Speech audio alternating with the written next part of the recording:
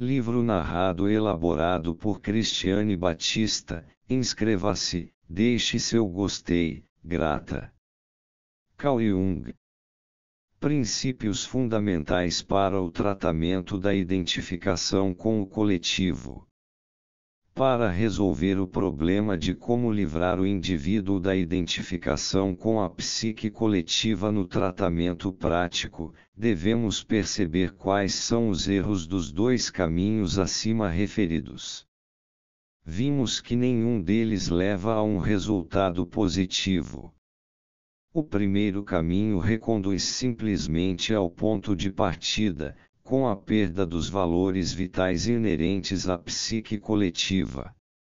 O segundo conduz diretamente ao âmago da psique coletiva, com a consequente perda da existência humana particular. No entanto, só esta é capaz de oferecer a possibilidade de uma vida suportável e satisfatória.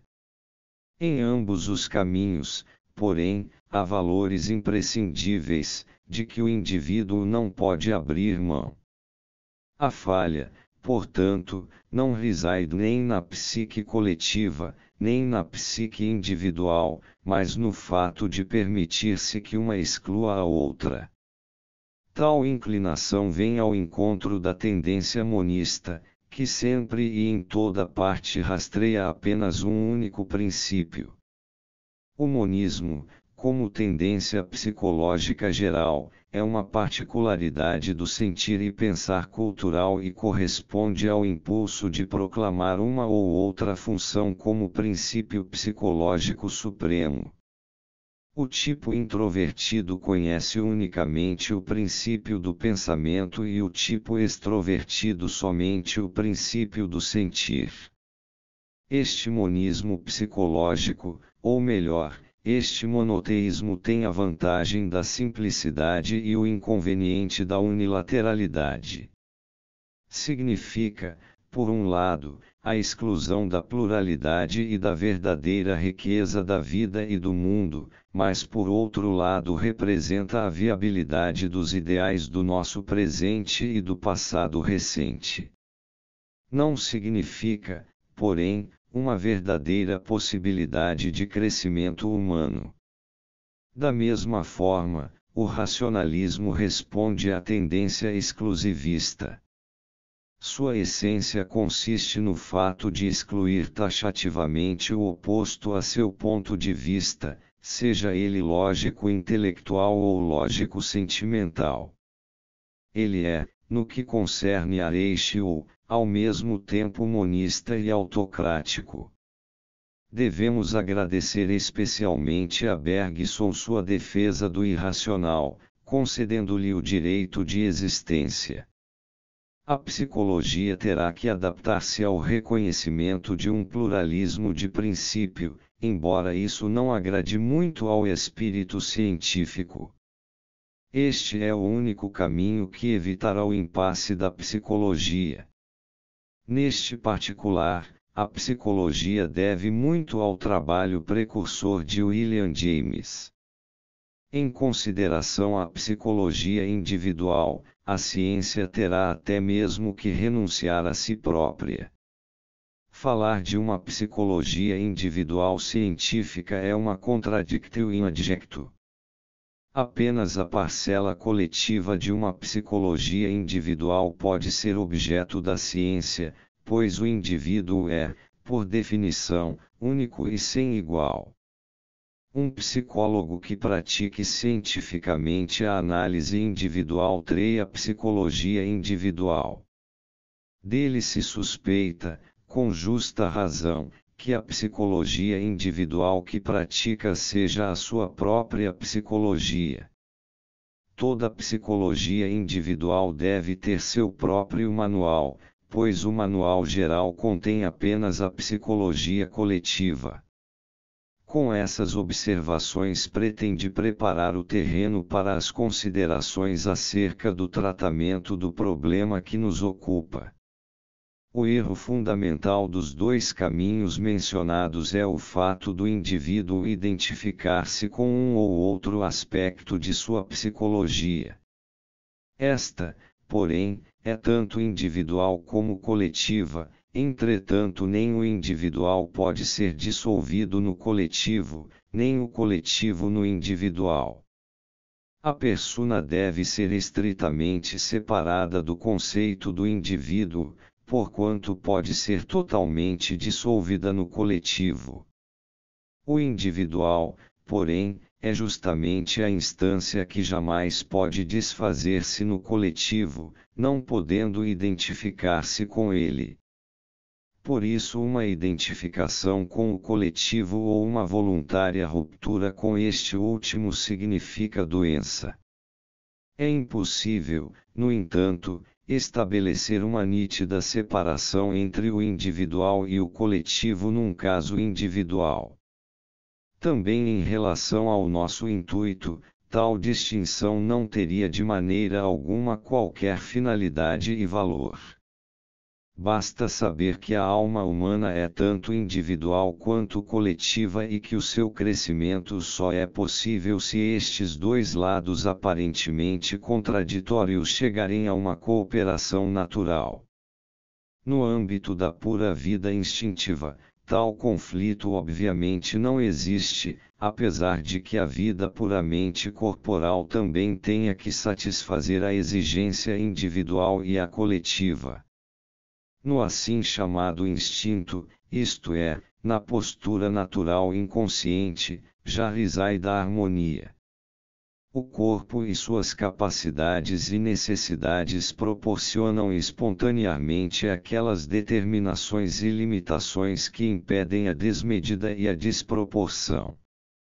A individualidade espiritual se baseia no corpo e jamais poderá realizar-se se os direitos do corpo não forem reconhecidos. Inversamente, o corpo também não pode desenvolver-se se a singularidade espiritual não for reconhecida. Permitam-me usar uma imagem curiosa para ilustrar as saídas que resolveriam o nosso problema, é a do burro de Bíurido entre dois feixes de capim. Sua perplexidade é falsa, nem o feixe da direita, nem o da esquerda seriam a melhor opção para começar a comer. O importante era aquilo que o impelia e para onde, esse era o problema. Ele, porém, deixou que o objeto decidisse. A questão se propõe do seguinte modo: o que, para este indivíduo, e neste dado momento, surge como um progresso à altura da vida. Isto não pode ser respondido por nenhuma ciência, por nenhuma sabedoria de vida, por nenhuma religião, por nenhum bom conselho, mas só pela consideração absolutamente sem preconceitos da semente de vida psicológica que se expande da cooperação natural do consciente e do inconsciente, por um lado, e do individual e coletivo, por outro. Onde encontramos esta semente de vida? Alguns a procuram no consciente, outros no inconsciente. O consciente, porém, é apenas um aspecto, e o inconsciente outro. Encontramos na fantasia criadora a função unitiva que estamos buscando. Nela fluem conjuntamente os elementos atuantes que se oferecem. A fantasia, entretanto, goza de má reputação entre os psicólogos. As teorias psicanalíticas, até o momento, não a levaram em conta. Para Freud, bem como para Adler, a fantasia não é mais do que um véu simbólico que dissimula as tendências ou impulsos primitivos, pressupostos por ambos os investigadores. Podemos contrapor a essas opiniões não relativamente ao fundamento teórico, mas essencialmente por razões práticas o fato de que a fantasia pode ser explicada ou desvalorizada em função de sua causalidade, mas apesar disso ela é o regaço materno onde tudo é gerado e que possibilita o crescimento da vida humana. A fantasia tem, em si mesma, um valor irredutível enquanto função psíquica, cujas raízes mergulham tanto nos conteúdos conscientes como nos inconscientes, e tanto no coletivo como no individual.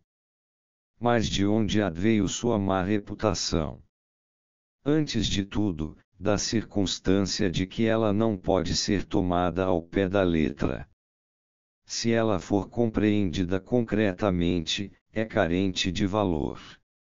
Se for compreendida, como queria Freud, semanticamente, é interessante do ponto de vista científico, mas se a compreendermos como um verdadeiro símbolo hermenêutico, então ela nos apontará a direção necessária para conduzir nossa vida em harmonia com nosso ser mais profundo.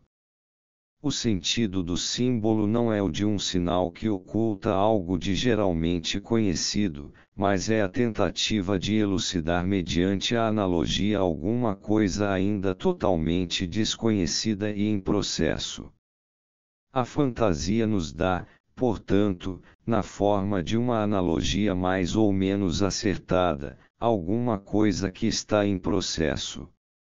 Mediante a redução analítica a algo universalmente conhecido, destruímos o autêntico valor do símbolo. Seria atribuirmos, porém, um significado hermenêutico depararmos com seu valor e sentido. A essência da hermenêutica, ciência largamente praticada há muito tempo, consiste em enfileirar analogias depois de analogias, a partir de um símbolo dado. Em primeiro lugar são anotadas as analogias subjetivas produzidas ao acaso pelo paciente e em segundo lugar, as analogias objetivas oferecidas pelo analista à base de seu conhecimento geral. Através deste processo, o símbolo inicial é ampliado e enriquecido, desta forma chegaremos a um quadro extremamente complexo e multifacetado. Configuram-se então certas linhas do desenvolvimento psicológico, de natureza tanto individual como coletiva. Não há conhecimento no mundo que possa provar a certeza dessas linhas. O racionalismo, pelo contrário, pode provar facilmente que elas não são certas. Seu valor, no entanto, é atestado pelo extremo valor vital dessas linhas. E o que ocorre no tratamento prático é que o importante é a vida proporcionada ao homem e não que os princípios de sua vida possam ser demonstrados racionalisticamente como certos. Fiel à superstição do espírito científico, alguém poderia dizer que se trata aqui de sugestão. Mas há muito tempo se sabe que uma sugestão só pode ser aceita se ela se ajustar a uma dada pessoa. Se fosse simplesmente um caso de sugestão, o tratamento das neuroses seria extremamente simples, pois se trataria somente de sugerir ao indivíduo o estado de saúde. Essas afirmações pseudocientíficas acerca da sugestão se apoiam na superstição inconsciente de que aquela possui realmente um poder mágico geral. Quem não possuir essa inclinação no seu íntimo, não será passível de qualquer sugestão. O tratamento hermenêutico das fantasias conduz teoricamente, ao longo da análise, à síntese do indivíduo com a psique coletiva. Entretanto, na prática, é indispensável outra condição, pertence à natureza especialmente regressiva do neurótico, adquirida no decurso de sua doença, o fato de não poder levar a sério o mundo ou a si mesmo. Ele procura, para curar-se, este médico ou aquele, um método ou outro e em qualquer circunstância não colabora. É preciso sair na chuva para molhar-se. Sem a completa boa vontade e seriedade absoluta do paciente, a cura não se dá. Não há curas mágicas de neurose. No momento em que o médico começa a preparar os caminhos simbolicamente pressentidos, o paciente tem que percorrê-los. Se ele se esquivar, iludindo-se, a cura se torna impossível. Ele deve viver verdadeiramente aquilo que viu e reconheceu como sendo o traçado de sua vida individual até que o inconsciente manifeste uma clara reação, revelando se o caminho iniciado é verdadeiro ou falso. Quem não possuir esta função moral, que é a fidelidade a si mesmo, nunca se livrará da neurose. Aquele, porém, que a possuir encontrará a saída da neurose. Nem o médico, nem o paciente devem iludir-se, imaginando que o simples analisar é suficiente para remover a neurose. Isso seria um engano e um auto-engano. Afinal de contas, é a realidade moral que decide, infalivelmente, entre a saúde e a doença. Mediante a construção dos traçados vitais são conscientizados os rumos da libido. Tais traçados de vida não são idênticos às linhas mestras fictícias descobertas por Adler, pois estas não são mais do que as tentativas voluntárias de seccionar a persona da alma coletiva, conferindo-lhe autonomia.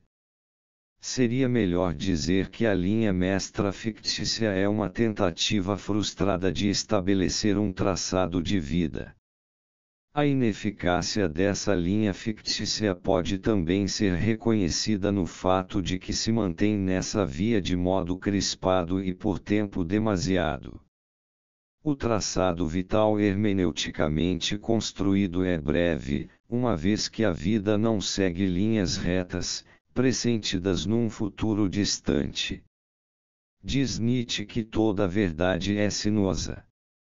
Os traçados de vida, portanto, nunca são princípios ou ideais válidos para todos, mas pontos de vista e posições de validade efêmera.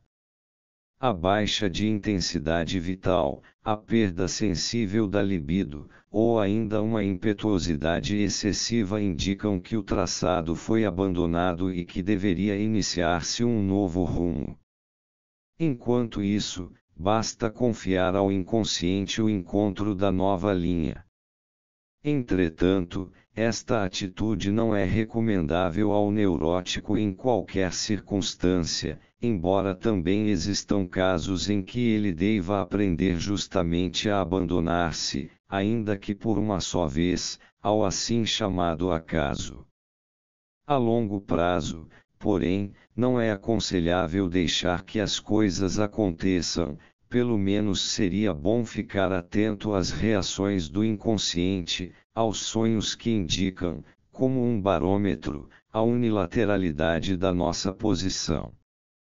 Julgo, portanto, necessário, contrariando outras opiniões, que o paciente continue em contato com o inconsciente, mesmo depois da análise, a fim de evitar uma recaída.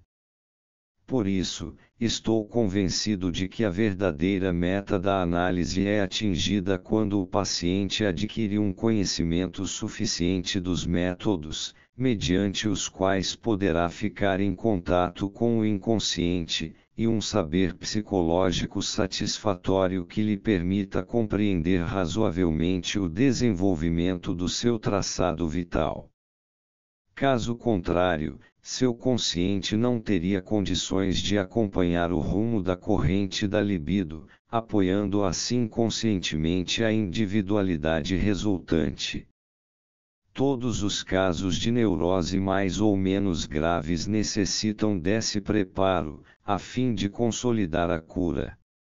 Neste sentido, a análise não é um método que possa ser monopolizado pela medicina, é também uma arte, uma técnica ou uma ciência da vida psicológica, que devemos cultivar depois da cura, para o próprio bem e para o bem de todos.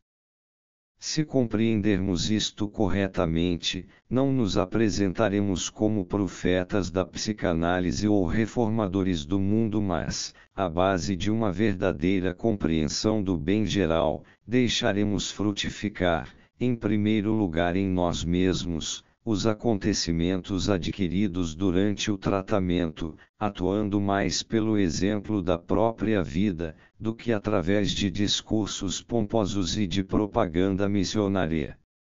Estou plenamente consciente de estar pisando em terreno perigoso. Trata-se de uma terra virgem a ser conquistada pela psicologia. Sou obrigado a fazer um trabalho pioneiro. Por isso, percebo também a insuficiência de muitas formulações, embora seja inútil a consciência desta limitação. Peço, pois, ao leitor que não se assuste com a insuficiência desta exposição, mas que procure penetrar naquilo que estou tentando formular. Como esclarecimento que poderá servir para a elucidação deste problema central, principalmente no que concerne ao conceito de individual em relação ao pessoal, por um lado, e ao coletivo, por outro, é oportuno acrescentar o seguinte: como já indiquei, o elemento individual aparece em primeiro lugar na escolha especial daqueles elementos da psique coletiva que servem para a composição da persona.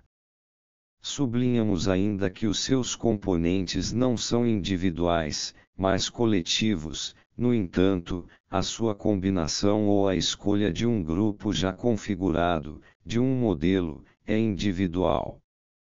Este seria o cerne individual, encoberto pela máscara pessoal. Na diferenciação particular da persona revela-se a resistência da individualidade contra a psique coletiva. Através da análise da persona damos maior valor à individualidade e aumentamos assim seu conflito com a coletividade. Tal conflito é naturalmente uma contradição psicológica no sujeito. Mediante a dissolução do compromisso entre as duas metades de um par de contrários, aumenta-se a eficácia dos contrários. Numa vida puramente natural e inconsciente tal conflito não existe, uma vez que lhe bastam as exigências da vida meramente fisiológica e coletiva. A atitude natural e inconsciente é harmônica. Uma função psicológica diferenciada, porém, tem sempre uma tendência à desproporção devido à sua unilateralidade e pelo fato de ter sido castigada pela intencionalidade consciente. A individualidade assim chamada espiritual é também uma expressão da corporalidade do indivíduo, ambas são, por assim dizer, idênticas.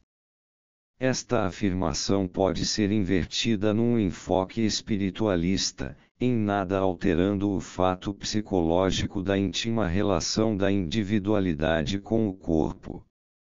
Se por um lado o corpo é algo que torna os indivíduos semelhantes em alto grau, por outro, o corpo individual distingue um indivíduo de todos os demais.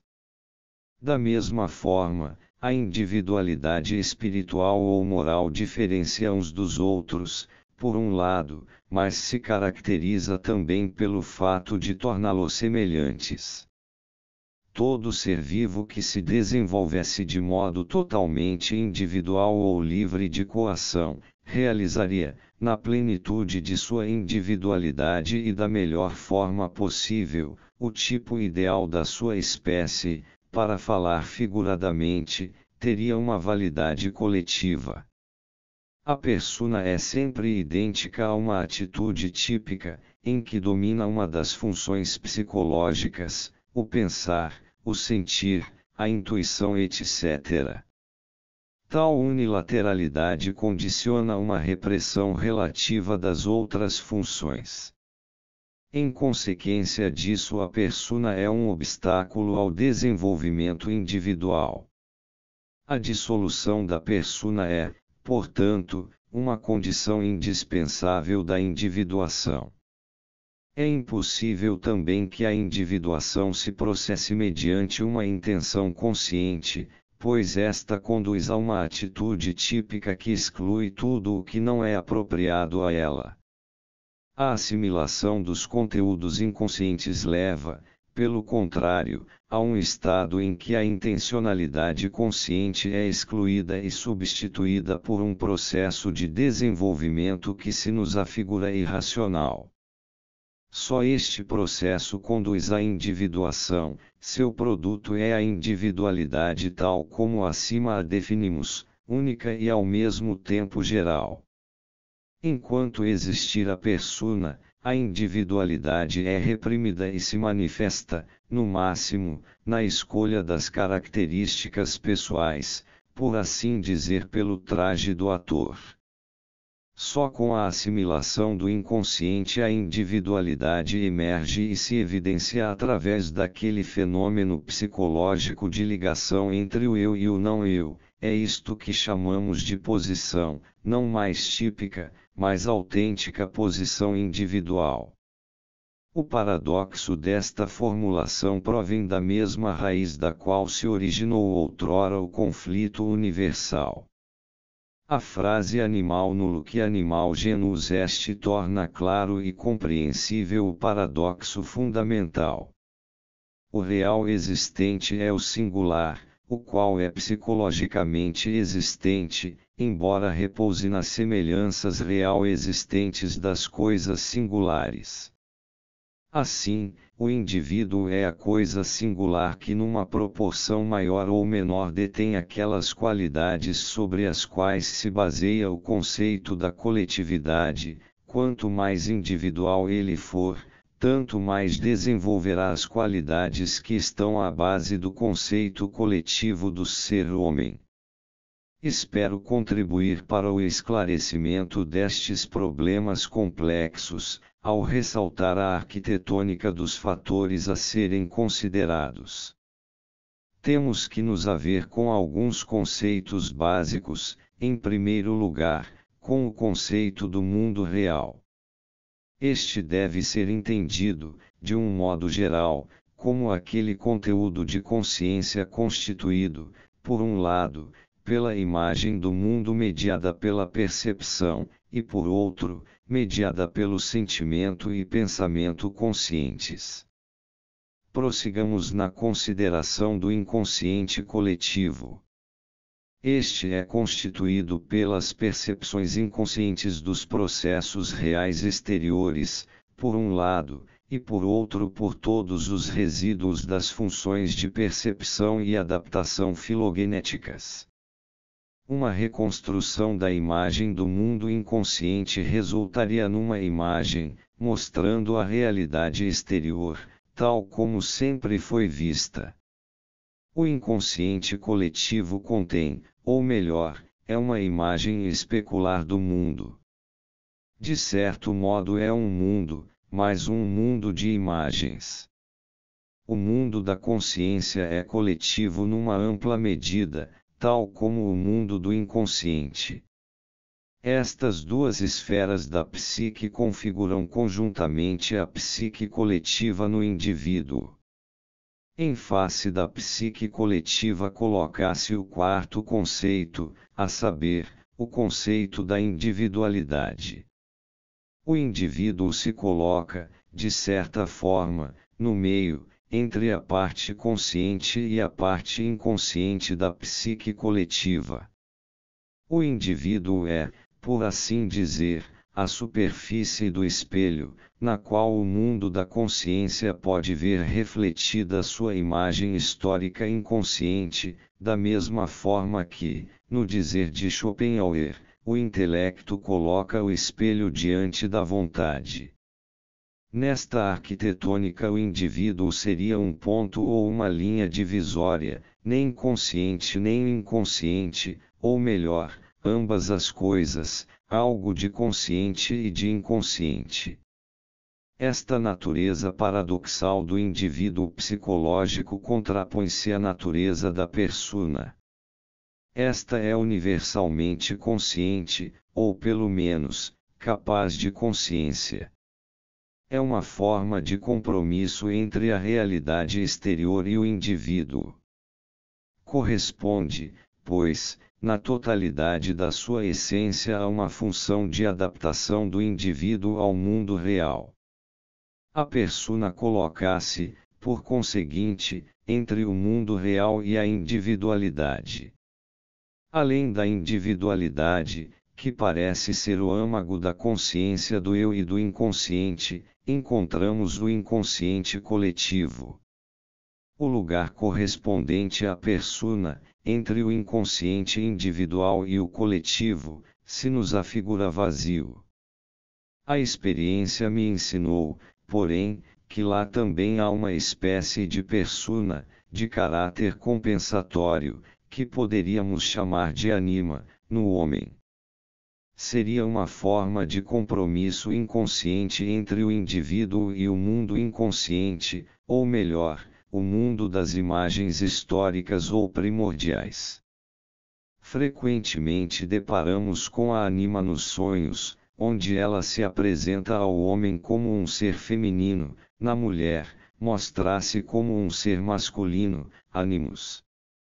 Encontramos uma boa descrição dessa figura na Imago de Spitauer, em seu Pramífias e o de Epimetheus ela aparece como a alma de Prometeu, e no Olympischen Frühling, como a alma de Zeus. Na medida em que o eu se identifica com a persona, a anima se projeta nos objetos reais que nos cercam, como tudo o que é inconsciente. Por isso a anima é geralmente encontrada na mulher que se ama. Podemos reconhecer facilmente tal fato nas expressões amorosas. Neste particular os poetas também contribuíram com um farto material de provas. Quanto mais normal o sujeito, menos aparecem as qualidades demoníacas da anima nos objetos de seu círculo mais próximo. Essa projeção recai sobre pessoas estranhas, como que para evitar o perigo de uma perturbação imediata. Mas quanto mais sensitivo for o sujeito, tanto mais se aproximam as projeções demoníacas, a ponto de romperem o próprio tabu familiar, dando origem aos típicos romances neuróticos familiares. Quando o eu se identifica com a persona, o centro individual jaz no inconsciente. Ele se torna como que idêntico ao inconsciente coletivo, porquanto toda personalidade é por assim dizer apenas coletiva. Em tais casos há sempre uma intensa força de sucção rumo ao inconsciente e ao mesmo tempo uma fortíssima resistência consciente contra isso, manifestando-se um medo da destruição dos ideais conscientes. Há casos pude constatá-los principalmente entre artistas ou naturezas exaltadas cujo eu não se localiza na persona, enquanto relação com o mundo real, mas muito mais na anima, enquanto relação com o inconsciente coletivo. Neste caso, indivíduo e persona são inconscientes. O inconsciente coletivo constitui uma parte da consciência, ao passo que uma grande parte do mundo real configura um conteúdo inconsciente. Tais pessoas sentem um medo demoníaco diante da realidade, que corresponde àquele que o homem comum experimenta diante do inconsciente.